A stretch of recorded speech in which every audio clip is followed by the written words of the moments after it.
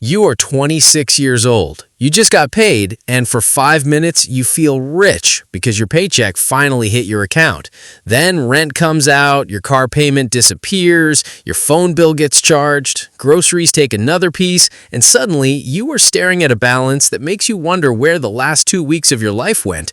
You are working hard, maybe even making more money than you did a few years ago, but saving $500 a month feels like something only people on the internet can do. The truth is, millions of young Americans are living this exact reality, silently asking the same question: why does everyone tell me to save money when nobody explains how?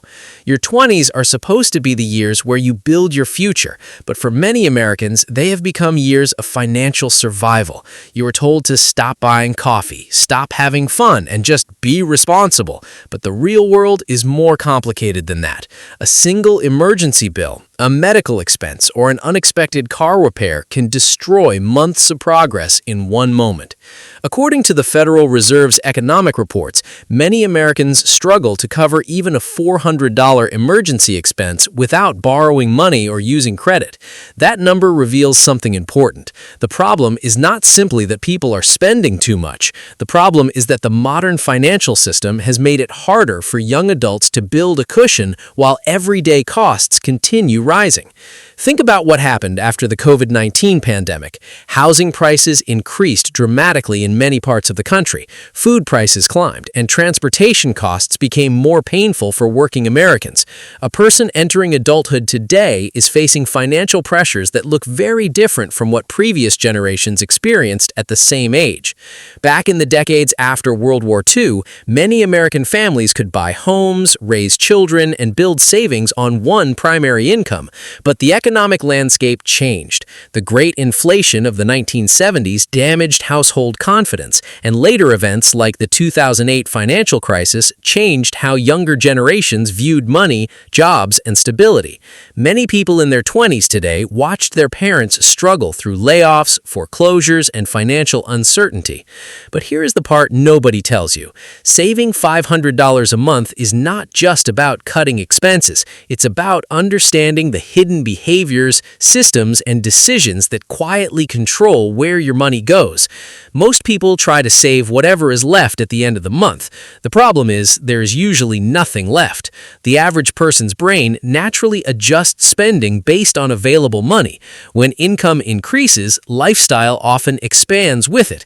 This is called lifestyle inflation, and it has trapped millions of people who earn decent salaries but still feel broke. The people who successfully save hundreds of dollars every month are not always earning six figures. Many of them simply learned how to create a system where saving happens before spending takes over. They stopped treating savings as a leftover and started treating it like a necessary bill.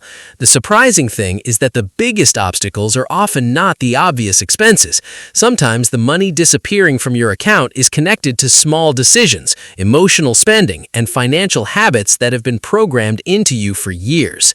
And once you understand those hidden money leaks, you start seeing why saving your first $500 every month is actually possible. But the method behind it is probably not what you think. The reason saving $500 a month feels impossible for so many people is because nobody teaches the real battle happening behind your money. It is not just about math. It is about psychology, habits, and a financial environment designed to make spending effortless while saving requires discipline. Every day, you are surrounded by companies that study your behavior. They know when you are most likely to spend, what emotions make you buy, and how small payments can feel invisible. A $12 subscription here, a $25 delivery order there, a few impulse purchases after a stressful day. Individually, they seem harmless, but together, they become hundreds of dollars every month. This is why many people reach the end of the month confused. They are not buying luxury cars or expensive vacations. They are simply losing small amounts of money in dozens of places without realizing the total impact. Bobby, a 27-year-old warehouse worker, experienced this exact problem. He earned a decent paycheck, but every month he wondered why his savings account never grew. He thought he needed a higher salary, but when he tracked his spending for 30 days, he discovered hundreds of dollars disappearing through convenience purchases, unused memberships, and random spending decisions. The problem was not that Bobby was lazy. The problem was that nobody had ever shown him where his money was actually going. This pattern is happening across America. According to data from the Bureau of Labor Statistics, younger households often spend a significant portion of their income on housing, transportation, and food, the three categories that have become increasingly expensive over the last several years. When those basic costs consume most of a paycheck, saving feels like a fantasy. But history shows that Americans have faced financial pressure before. During the Great Depression, families who survived learned the importance of controlling spending, building emergency reserves, and avoiding unnecessary debt. Those lessons became part of American financial culture for generations. However, the modern economy has changed. Easy credit, digital payments, and constant advertising have created a world where spending can happen faster than thinking. Then came another major shift after the 2008 financial crisis. Millions of young adults watched home values collapse, retirement accounts fall, and trusted financial institutions fail. Many entered adulthood with fear instead of confidence. They started believing that saving was only possible for people who already had money. But the reality is different. Saving $500 a month usually does not happen because someone suddenly becomes rich. It happens because they create a system that protects their money from disappearing. The first breakthrough is understanding that every dollar needs a job.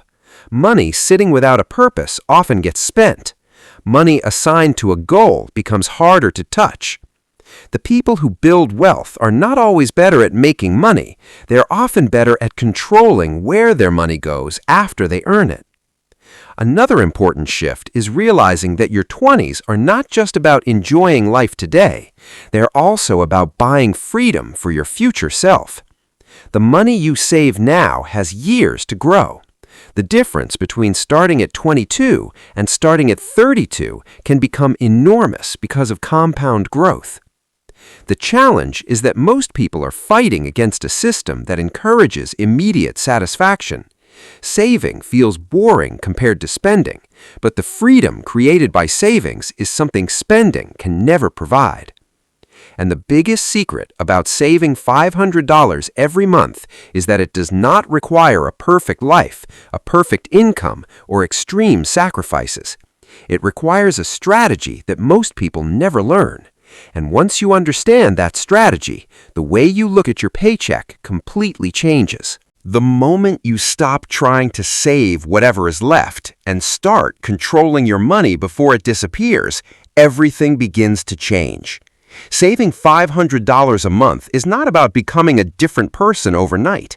It is about creating small systems that make the right decision easier than the wrong one. The first mindset shift is simple. Stop asking, how much can I save after I spend? And start asking, how much can I protect before I spend? This one change separates people who constantly struggle from people who slowly build financial security. Imagine receiving your paycheck and immediately moving money into a separate savings account before you have a chance to touch it. It could be an automatic transfer of $125 every week or $250 every 2 weeks. The amount matters, but the habit matters more. You are training yourself to live with what remains instead of hoping something remains. This idea is not new. During the early 20th century, many Americans who survived economic hardship understood the power of preparing for uncertainty. After the Great Depression, emergency savings and careful spending became deeply connected with financial stability. People who experienced those difficult years knew one painful truth: having money available when life goes wrong can completely change your future. The second shift is understanding that saving $500 does not always mean cutting everything you love. Extreme budgeting often fails because people create plans they cannot maintain. If your financial plan makes you miserable, eventually you will abandon it. Instead, focus on the biggest areas where your money moves. Housing, transportation, food, and recurring payments usually have a much bigger impact than small daily purchases. A person who saves $150 by changing a major monthly expense has created more progress than someone who spends months trying to save a few dollars every day.